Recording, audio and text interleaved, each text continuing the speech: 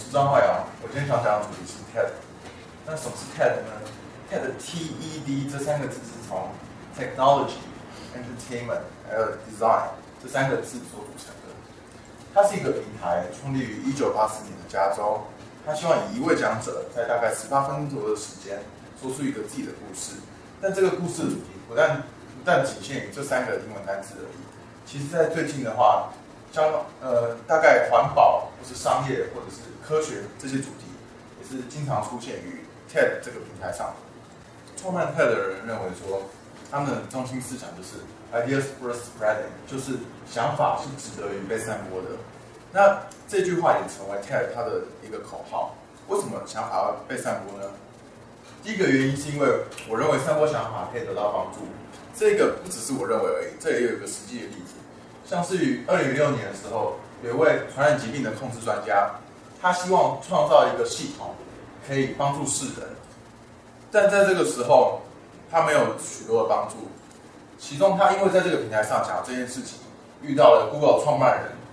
这位创办人就提供他的帮助，把他找成一个基金会的执行长，让这位专家真的因为这个平台而做出了他想做的事情。第二个目的的话，就是我认为看这个影片可以让我习得知识启发自己。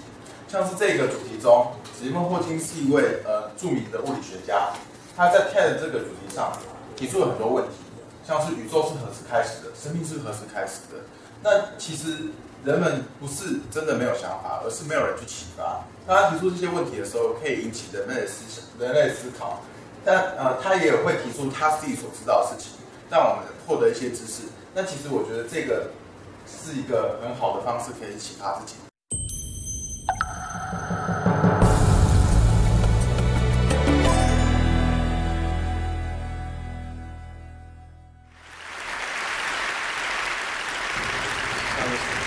There is nothing bigger or older than the universe. The questions I would like to talk about are: 1.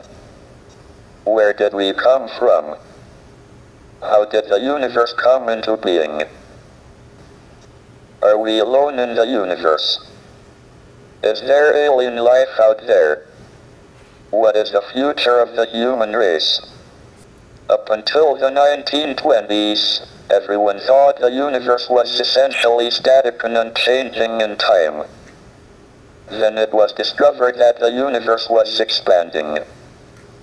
Distant galaxies were moving away from us.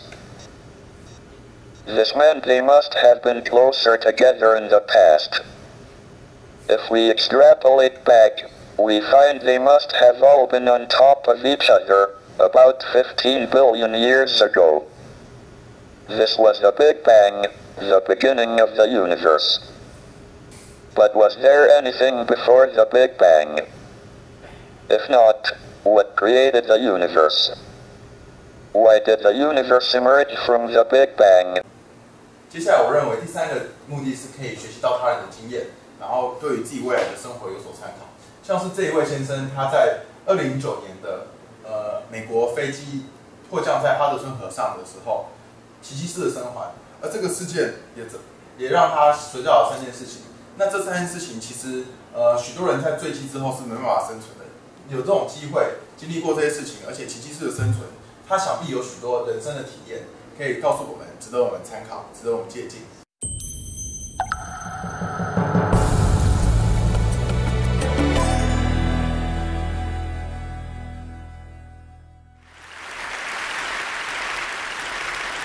So imagine a big explosion as you climb through 3,000 feet. Imagine a plane full of smoke. Imagine an engine going clack, clack, clack, clack, clack, clack, clack. Sounds scary. Well, I had a unique seat that day. I was sitting in 1D. I was the only one who could talk to the flight attendants. So I looked at them right away, and they said, no problem. We probably hit some birds. The pilot had already turned the plane around, and we weren't that far. You could see Manhattan. 2 minutes later, 3 things happened at the same time.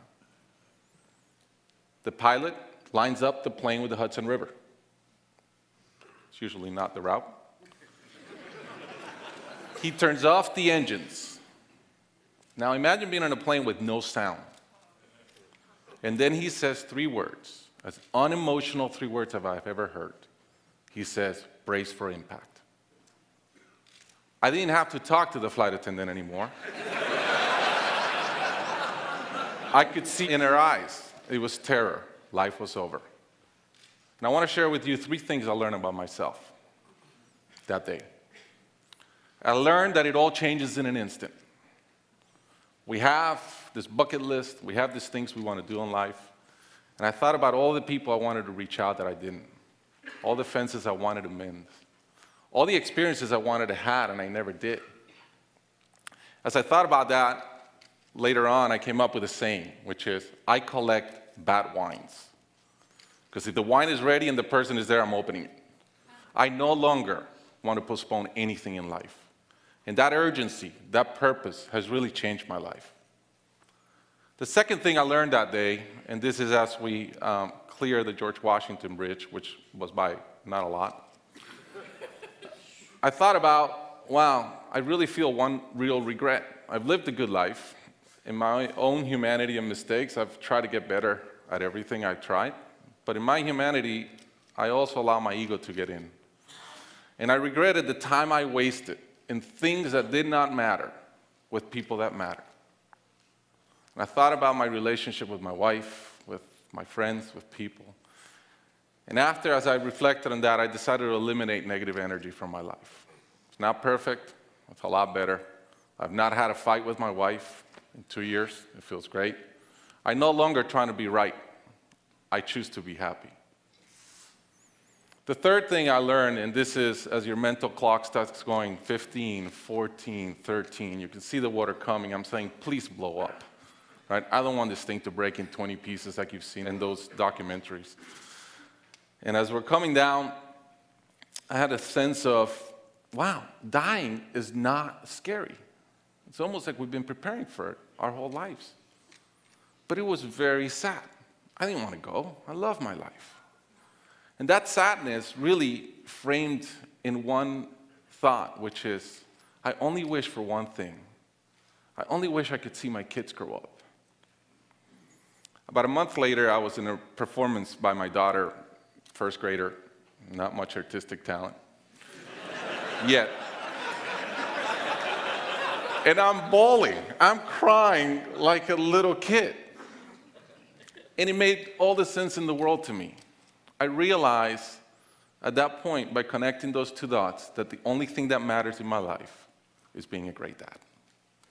Above all, the only goal I have in life is to be a good dad. I was given the gift of a miracle of not dying that day. I was given another gift, which was to be able to see into the future and come back and live differently. I challenge you guys that are flying today. Imagine the same thing happens on your plane, and please don't. But imagine, and how would you change? What would you get done that you're waiting to get done because you think you'll be here forever? 像这个就是一个实际上 TED 演讲的时候的状况，其中台下的位置大概每个位置是7500块美金的一个门票费。但除了这个以外呢 ，TED 也提供了另外一个方式，就像 TEDx 什么东西。就是说，每个城市可以有每个城市各自主办一个活动，其中这个 X 代表的是你是独立于 TED 这个组织以外自己主办的一个活动。TEDx 就是代表说你可以以城市为名，或者是以什么地方为名，叙述一个在地的故事。对于这些故事比较在地化。那其中我想介绍的就是 TED 台北。台北就是我们居住的地方，它是由一个想要改变世界、以教育来改变世界的年轻人而组成的。他的讲者来自于不同的领域，我等下会提到许多讲者的。在他希望我们以台湾的故事带到世界各地，因为 TED 这个平台的能见率很高，每个故事可能都可以被翻译到很多种语言，所以可以把这些故事散播到世界各地上。其中像这些讲者有作家蒋勋。或者是台北市长柯文哲、音乐工作者，或者是导演齐柏林先生，这些都是一些很有名的人。所以这些讲者都是来自于世界不同的不同的领域。